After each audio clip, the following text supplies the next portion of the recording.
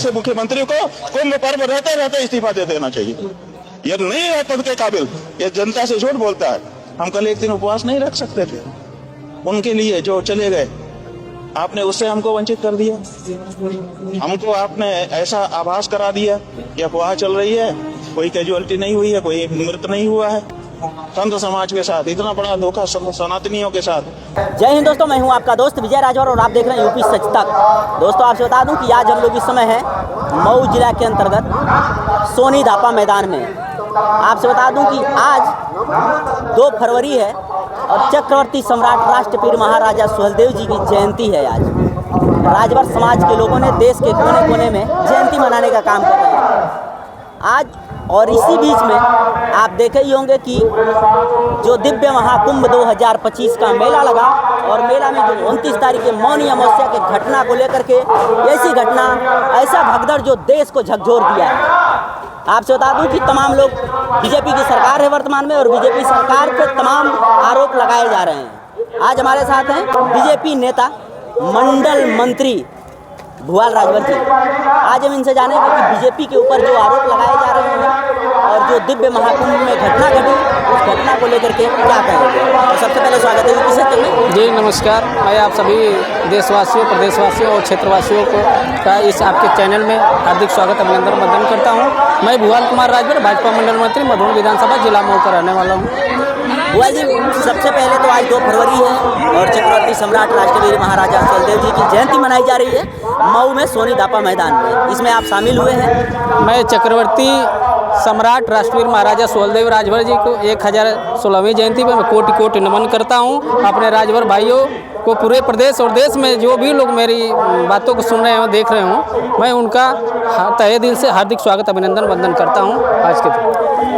भुआल जी, सबसे पहले मेरा सवाल है कि दिव्य महाकुंभ में जो घटना घटी 29 तारीख को मौनी अमावस्या को लेकर के, इसमें तमाम आरोप लगाए जा रहे हैं। जिस हिसाब से कहा जा रहा है कि उत्तर प्रदेश के वर्तमान मुख्यमंत्री योगी आदित्यनाथ जी घटना के बाद जनता से ना मिलते हुए साधु संत से जाकर के मिले, साधु संतों के बीच में बैठे, जबकि वहाँ पे जनता के बीच में बैठनी चाहिए, जनता की दर्द सुननी चाहिए। इस पर क्या कहेंगे।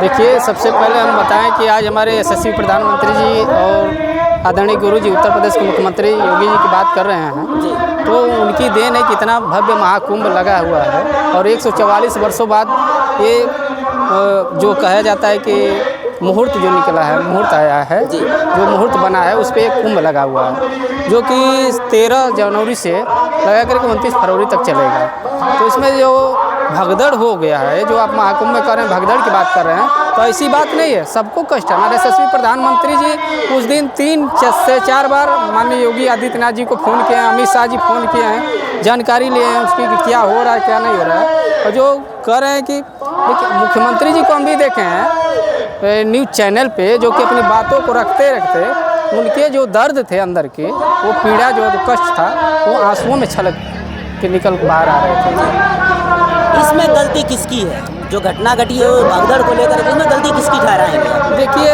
अभी तो देखा जाए तो उसमें जो कर्मचारी जो लगाए गए थे व्यवस्था में, उनकी बहुत बड़ी कमी आ रही है। और इससे और कुछ ऐसे भी कर्मचारी उसमें होंगे, जैसे अभी हम कहीं देख लें, अपने क्षेत्र में ही देख लें, कुछ ऐसे कर्मचारी भी नियुक्त हैं जो कि हमारे योगी जी को बदनाम करने के लगे हैं। जैसे अभी क्षेत्र में देखा जाए तो जनता की बातों को नहीं सुन रहे हैं लोग, तो लोग यही न कहेंगे कि योगी जी का सरकार है, अधिकारी सुनते नहीं हैं। तो योगी जी को बदनाम करने के भी लगे हैं कुछ ऐसे पुराने विचारधारा के जो अधिकारी हैं। फिर भी आप योगी जी की सरकार है, योगी जी के अधिकारी की गलती वहाँ पे है कि नहीं है? जो प्रशासन, पुलिस प्रशासन लगाई गई थी, पुलिस प्रशासन की गलती है कि नहीं है? वहाँ पे जो जिस अधिकारी की जिम्मेदारी दी गई थी उसकी गलती तो मैं मानता हूँ, गलती है। जिस हिसाब से वहाँ पे 32 पीपा पुल बनाए थे, वर्तमान में हम लोग भी पहुँचे थे, 32 पीपा पुल में एक भी पीपा पुल आम जनता के लिए नहीं खोला गया था। बताया जा रहा था कि सब आम जनता के लिए नहीं है, VIP लोगों के लिए है, या VIP लोग ही केवल वहाँ पे आए होते, फिर आम जनता को बुलाने की जरूरत थी क्या? नहीं, देखिए, VIP की बात कर रहे हैं तो VIP में जैसे हमारे विदेश से राष्ट्रपति प्रधानमंत्री आ रहे हैं जी। तो हमारे यहाँ कहा जाता है कि अतिथि देवो भव। तो पहले हमारा कर्तव्य बनता है, हमारा फर्ज बनता है कि पहले हम उनको जगह दें, ठीक है। उनके सेवा में मतलब कोई दिक्कत ना हो, नहीं तो हमारे देश की बदनामी होगी। मतलब उनके सेवा में अपने जनता को भूल जाए। अरे अपने जनता को ये बताइए, एक मिनट, ये अपने जनता के लिए सब लगाया गया, महाकुंभ चल रहा है जी। अपनी जनता के लिए योगी जी इतनी कड़ी व्यवस्था किए हैं कि आप उसको जाकर देखें, खुद देखे होंगे। ये बताइए कहीं व्यवस्था में कमी आ रही है?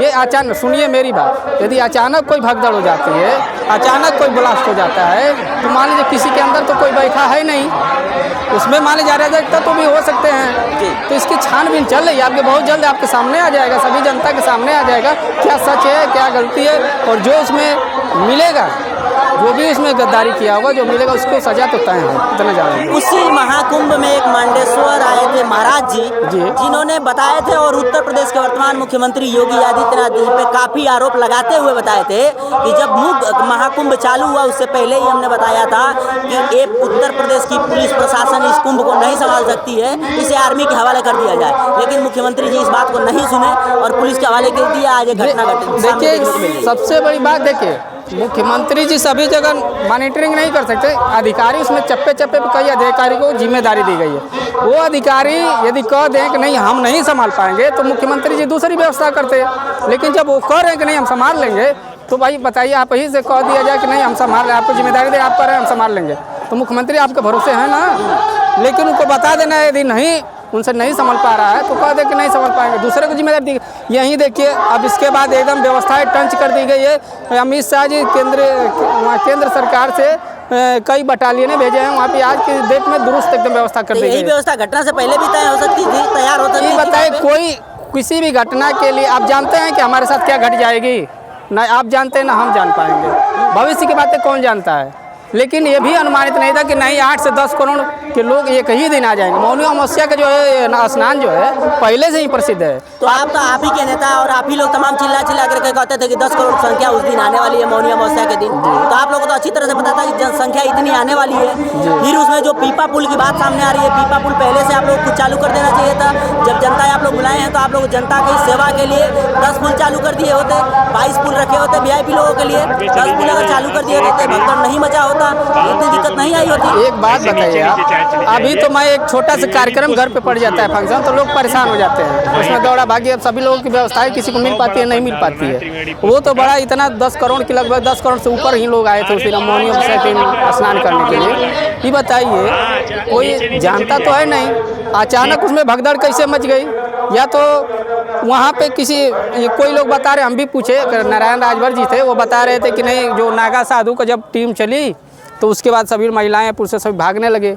उसी में जो लोग सोए थे, कुछ लोग बता रहे हैं कुछ लोग सोए थे, उनके ऊपर सभी लोग चढ़ गए। तो यहाँ भीड़ जो गिर गया भीड़ में तो दबा ही रह गया। और भीड़ जो है ये नहीं देखती है कि आगे कौन गिरा है नहीं गिरा, वहीं अपना जान, सभी लोग अपनी जान बचाने में भाग रहे हैं। चलिए ठीक है, अभी आप बीजेपी के एक नेता हैं, आप ही के मऊ जिला में तमाम 2-3 जगहों पे बॉडी आई थी कुंभ मेला से, किसी के घर पे आप गए?